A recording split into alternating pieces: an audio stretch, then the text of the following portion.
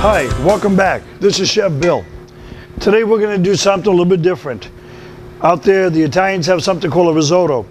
And today we're going to do a risotto soup, something that I developed because of the flavors out there. People like the mixture of it. I've got bacon cooking right now, which is going to give you our fat content.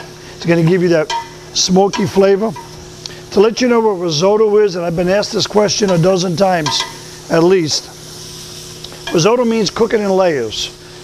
You got the bacon, that's one layer. You have the risotto going in, that's the next layer. You have garlic going in. You have white wine as your following layer, so that when you actually taste the risotto, you should be able to taste the layers of white wine, the extra rice, the chicken stock, and everything else that's going in.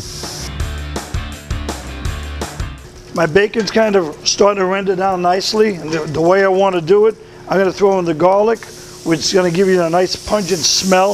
Everybody likes garlic, especially me. It's coming up. The man on the camera is drooling right now, which I think is great. Now garlic's coming up, but what I'm going to do is throw the rice in. And that's that Arborio rice I told you about. It's a nice short grain rice. And all I want to really do at this point is coat those granules of rice with the fat from the bacon. This way it kind of keeps it separate, and these aren't going to lump up on me. And as you can see, it's got a nice little coating on it. Now I'm going to throw some bacon in, the onions in there.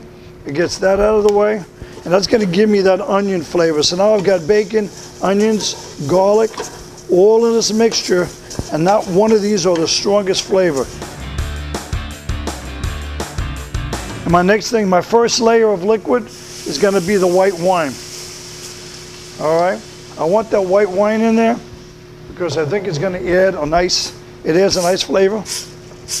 The chicken stock I have over here, the trick to doing a risotto is that you want to use a warm chicken stock, all right? You don't want to use a cold one because this helps in a couple of ways. It actually allows it to stay at a simmer without destroying it. And so we're going to put about 1/3 of that liquid in. And just let that go in, you can see where it's going in. What you see to my left is what we call a mise en place. That means everything in its place. It's a French term that chefs all over the world know. So as I'm cooking, I just have to pick out and put in. I don't make no mistakes. I don't forget anything. Everything's right next to me. So this is what we're doing. The first layer of liquid was the wine. The second layer was the first batch of chicken stock. So we're going to put the chicken stock in thirds. This is the second third we're going to put in. So as you can see, it's coming down. Almost looks like a rice pilaf, but we're making this into a soup, so we want a lot more liquid in it. I'm throwing in, hopefully, the last layer of chicken stock we're going to need. I've got mushrooms over here, and I'm not going to saute the mushrooms.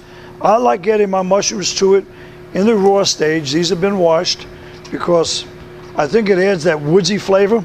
Lemon juice adds an acid to it. You want that acid, you want that flavor. So while that's coming up, I'm going to add in the Parmesan cheese.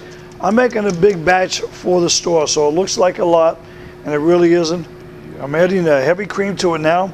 As you see, with the Parmesan cheese and the heavy cream is whitening this whole thing up, making it real creamy. This rice is going to keep on absorbing it and get a little bit thicker, and I will eventually have to thin that down. But in all essence, this is our risotto soup. And when you make it at home, or you come to the store, you'll see a lot of times it's just a lot thicker. So I want you guys to look at it, make it, enjoy it, and thank you for cooking with me today.